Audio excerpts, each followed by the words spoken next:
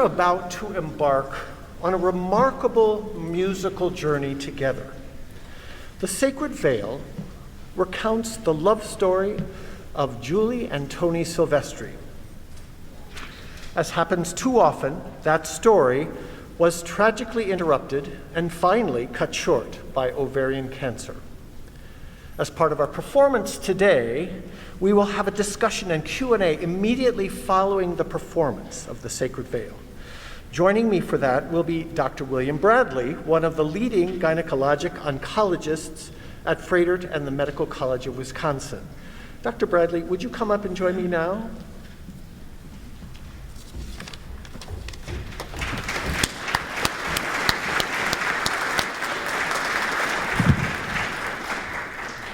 Hi, everybody. Thank you so much. I'm going to use a little bit of a cheat sheet because I don't usually give curtain speeches. That's my wife's job. As Richard said, I am a gynecologic oncologist, and when I tell people what I do in social circumstances, it typically requires some kind of explanation. What's that? And so I say I take care of women with cancer of their ovaries or their uterus or their cervix and so forth. And that usually results in some kind of face scrunch or sympathetic comment because it sounds like a sad job. But it doesn't really need to be so. My job's not for everybody, but I feel very, very lucky to be able to do what I do. When I explain why, I usually cover things like surgery or anti-cancer therapeutics, clinical trials, which are really important to me because we try to improve the outcomes of our patients. But the real focus of my gratitude for my job is the patients I work with. What they go through and what they deal with and what I ask them to put up with is just incredible. It's unfair, they don't ask for it, they're forced to deal with it, and they deal with it. And their families and their loved ones deal with it with them. And it's often incredibly inspiring. It's also often way too short. But so much can be seen in this phase of their lives, and I never feel unfortunate to be part of this journey with them. I get to see optimism, I get to see their hope and grace, and sometimes, in fact, their disappointments. I have a job that actually I hope is one day not needed. But until that time, I thank the people I get to work with for the honor of their trust, and thank all of you for being here today. Thank you.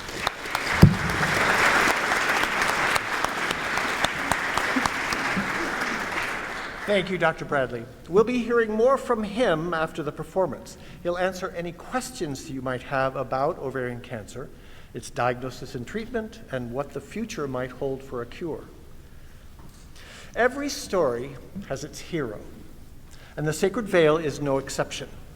Tony Silvestri, the poet and librettist for this work, is also one of the main characters who, with his wife Julie and their 2 children, lived the all-too common story of life cut unexpectedly short by cancer. We are so grateful that Tony has joined us here today as we share his and Julie's story with you. Tony, please stand up and take a bow, will you?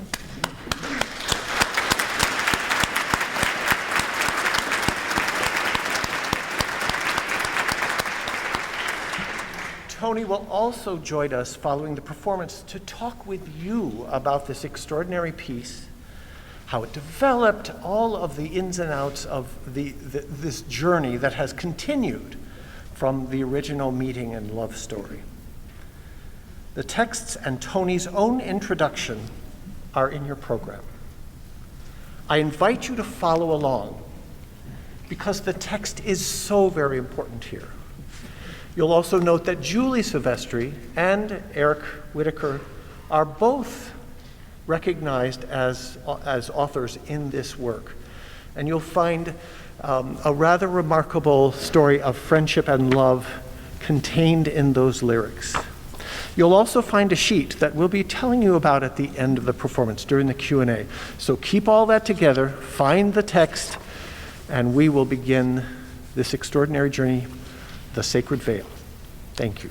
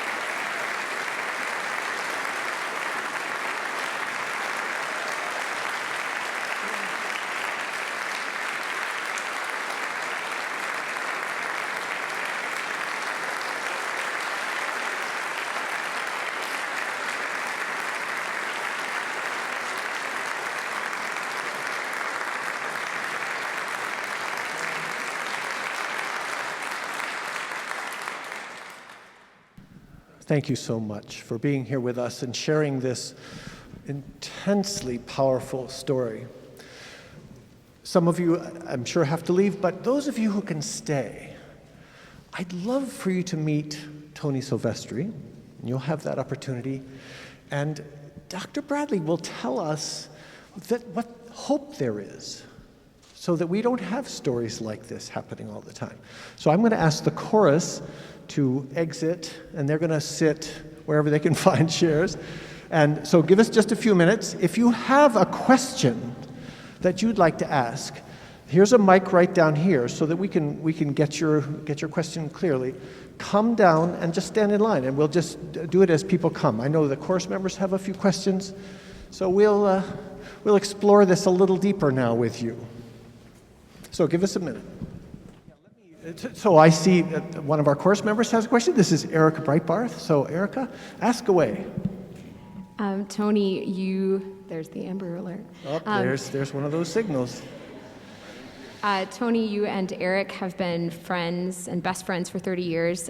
What was it like to do a work with him and work through your story with him, and what was the compositional and collaborative process like?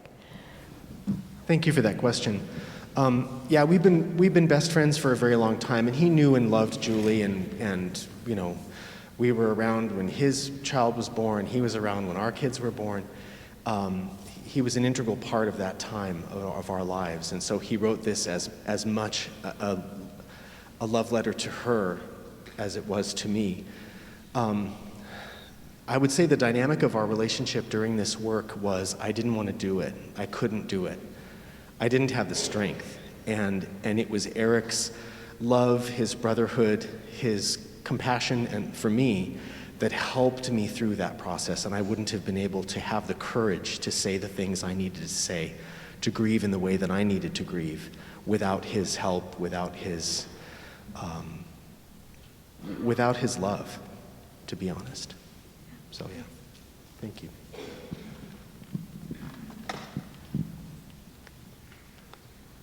A comment and a question. Tony, thank you. I've never sung a piece that has dealt with more personal sharing than this one. Thank you. But the question is for the doc. Movement 6, what we did is a rap song of medical diagnoses that involved all sorts of extensions of this disease. So I'm an old guy, and I go to my doctor, and I have a PSA test to look for prostate cancer. When we hear of cases of ovarian cancer, the majority of them are stage 3 and stage 4. Are there no markers? Is there any way to diagnose this before death is almost a foregone conclusion? Thank you. So the question has to do with staging of the cancer and the diagnosis and timing. And this is one of the most frustrating things that those of us who deal with this disease deal with. As was observed, about 75 to 80% of cases will be advanced stage at the time of diagnosis. And when you discuss the diagnosis or the symptoms that led to the diagnosis with the patients, the vast majority will have a series of symptoms that have been going on for only a few weeks. I had some bloating, I had some pain, I had to go to the bathroom more often, et cetera, and that's usually 2, 3, 4 weeks tops. We are getting better at diagnosing certain genetic predispositions that can lead to cancer, which can give us a chance to interrupt the development of cancer. We have not gotten much better at finding those PSAs, the CA-125s, which I'm sure Tony knows all about, and the other tests that we draw when a person already has a diagnosis. This is something that is certainly being addressed and worked on, but is certainly also something that we have not satisfactorily uncovered in this disease. What is it that makes somebody develop it at this particular time, and how could we identify that before it happens?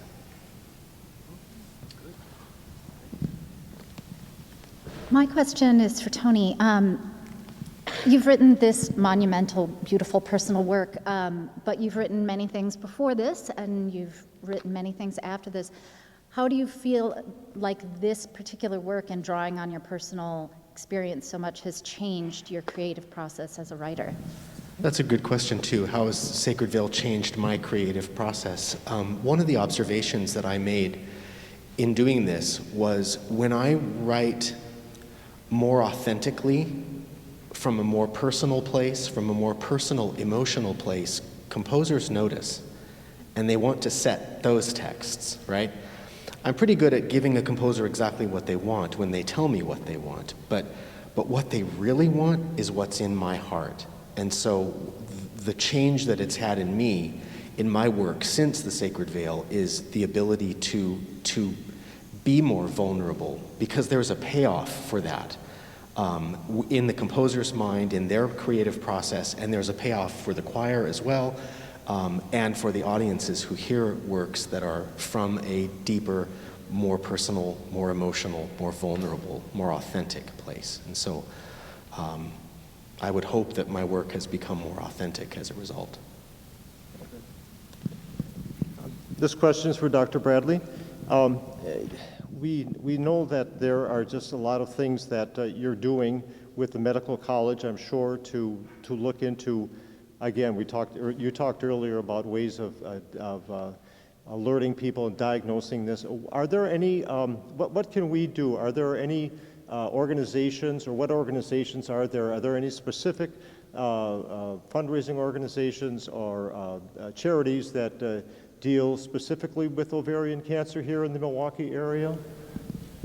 So, question about organizations addressing ovarian cancer in this region. There's a Wisconsin Ovarian Cancer Alliance, or WOCA, which is really a survivors group primarily. It's a support group that's founded by and for women and their loved ones who are going through this diagnosis and management. So that's a local regional group. And then you get to more regional national groups. There's certainly Ovarian Cancer Research Fund, which is more national, but funds research, innovative research in ovarian cancer, American Cancer Society, and larger groups like that. Okay. And then, of course, the medical college itself. Sure. All right, thank you. Hi, this question is for Tony. Out of the times that you've seen this work performed live, how have audiences received it or responded to it? I'm sure it's different every time. How have audiences responded to it? I've seen it about a half a dozen times, both in the United States and in London. And each time I've been surprised by, or not surprised, maybe taken aback by the emotionality of the audience.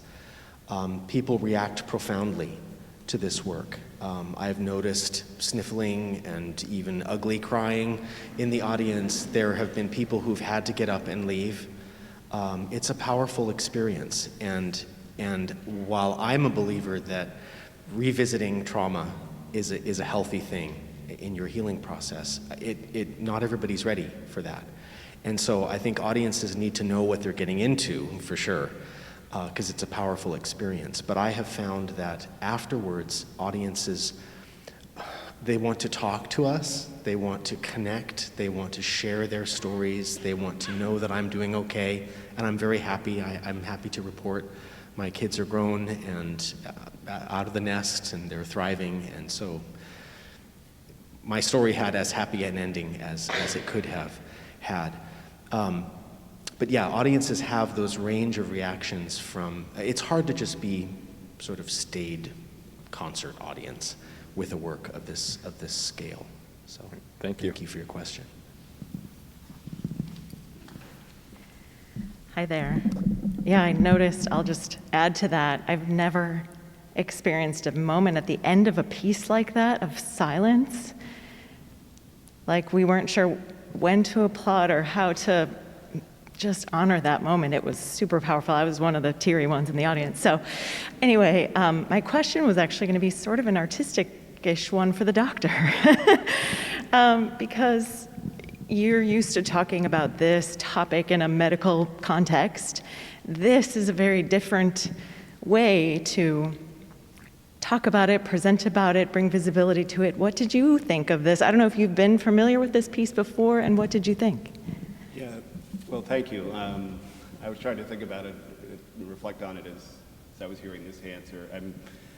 This piece is hard, right? It's hard to listen to this, not because it's not beautiful. It is beautiful, but it's very hard.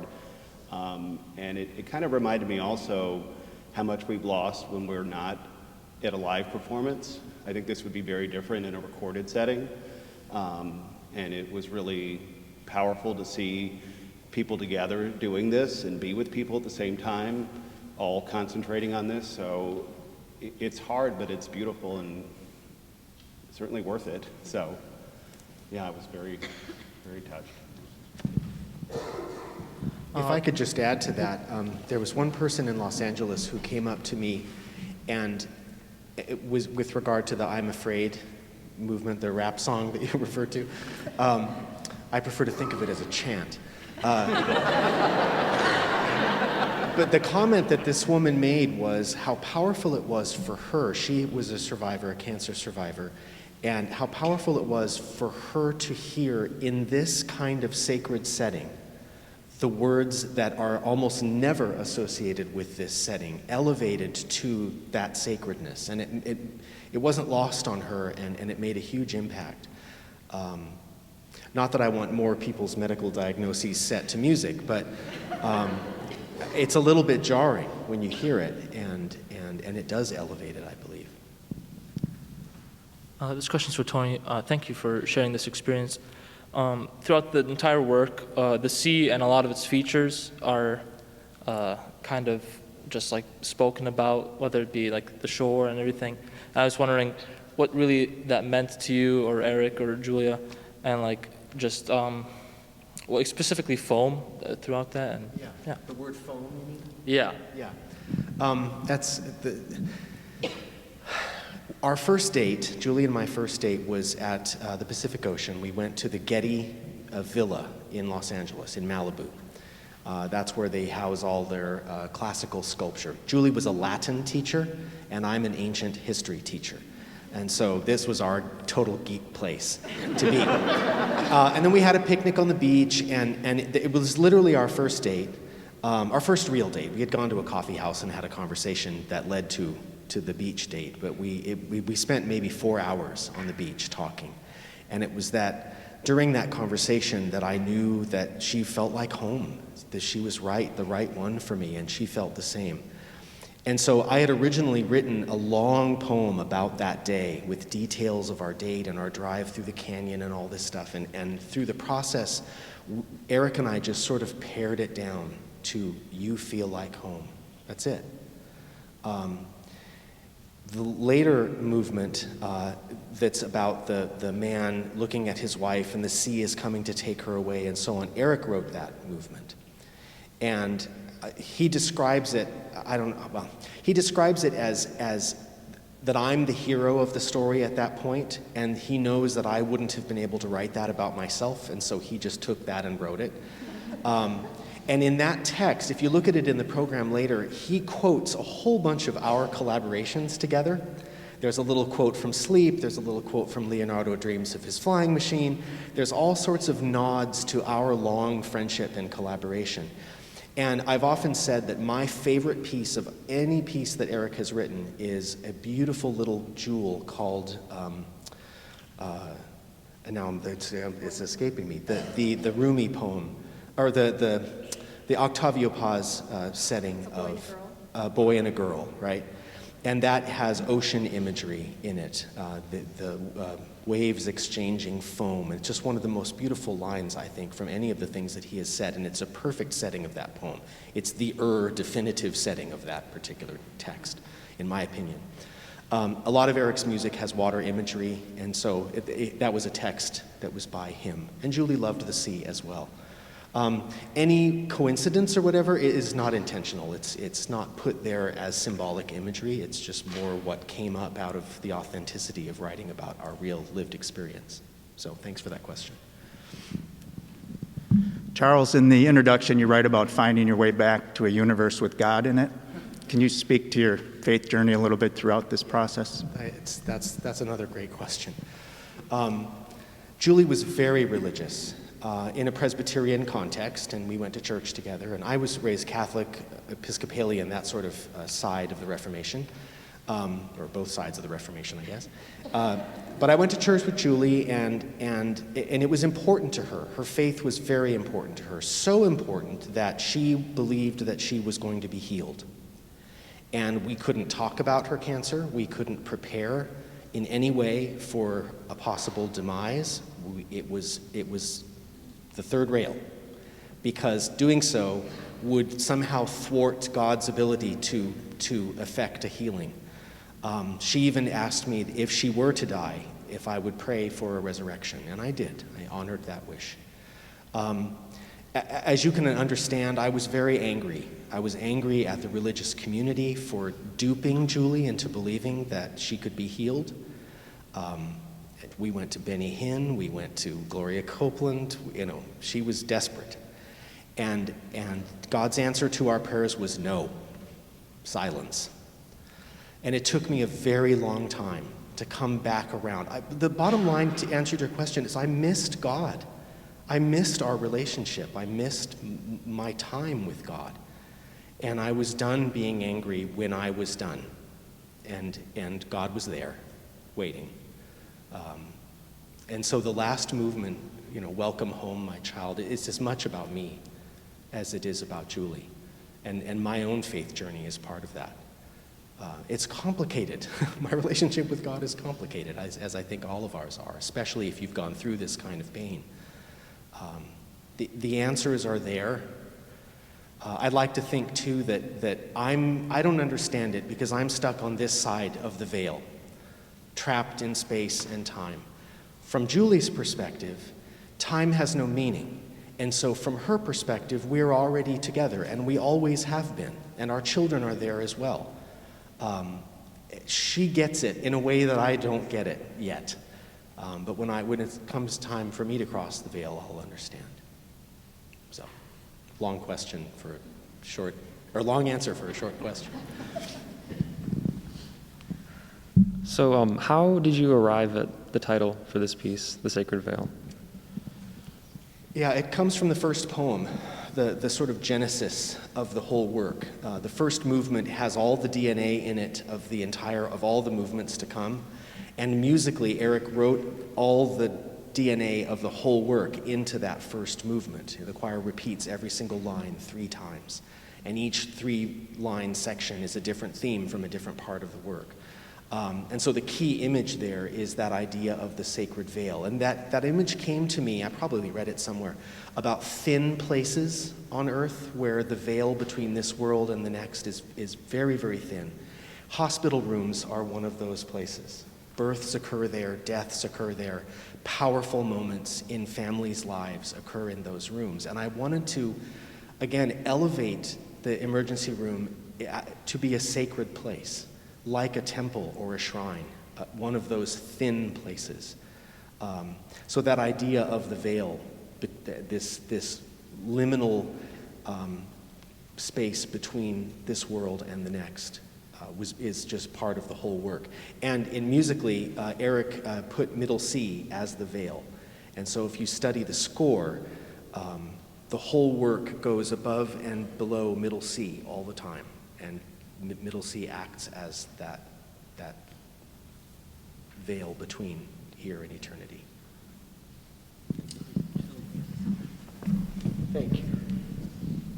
What a wonderful exchange. And don't you think Tony and William have encapsulated all the different perspectives we have here? We have the deepest, most personal family experience, touched by the research and the healthcare workers who try to solve these problems. So what can we do? I agonized over this as we, the chorus and I, were working on this music. I struggled with that because, this kind of tragedy touches us all deeply because we know somebody, an aunt or a grandmother or a friend who's dealt with cancer, who's been impacted in a way similar to Tony and his kids. So it occurred to me, since my own life has been touched, because my dear wife, Michelle, who is playing the piano, She is a 2-time breast cancer survivor. And yeah, she's right over there. She has taught me about forbearance, about handling grief. Our youngest daughter went with her when she received her diagnosis. And our daughter Lydia sobbed when Michelle told her. She just went like that, and, how'd it go, Mom? Was it great? And she went to pieces. And Michelle talked her through it, made her finally laugh at the experience. And that's like, Mommy, your hair is all gone, but it'll be back soon. How human is that? So, we talked about it, Michelle and I, about how we address these things. And it occurred to me that we should have a fund, like the Susan G. Komen Fund. So we should have a Julia Lawrence Silvestri Fund for ovarian cancer. Well, that didn't quite work out, but in exploring that, that's how I got to connect with Tony, who said he'd love to come be with us. What a gift that is. And in connecting, trying to connect with the ovarian cancer community, that's how I got in touch with William. Dr. Bradley is an incredible resource here for our community. So, what did we come up with? Well, we didn't come up with a named fund like I'd originally thought, but in your program, you got a sheet. It looked like a couple of sheets sometimes, but you got a sheet that looks like this. And if your heart is moved, you see a little QR code. We're very hip here. You can scan that into your phone, and it'll immediately take you to an opportunity to support the research to fight ovarian cancer, to find a cure, if there is such a possibility. But we have to seek that, don't we? We have to search. And if you do choose to give money in honor and memory of Julie, you simply use this QR code or follow the instructions on this sheet, and you'll make a difference. And that's kind of a happy ending. You see the happy ending to this story. Tony's here, his kids are doing well, he is doing well, and he is a light in this world. Taking a step like this as a group, we can make a difference. So please let this stew in your heart a little bit. Let it marinate, let it age, and see how you feel about this. So thank you very much. Chorus, thank you for your hard work in all of this. It's been wonderful to get back to sing together live. So, gentlemen, thank you.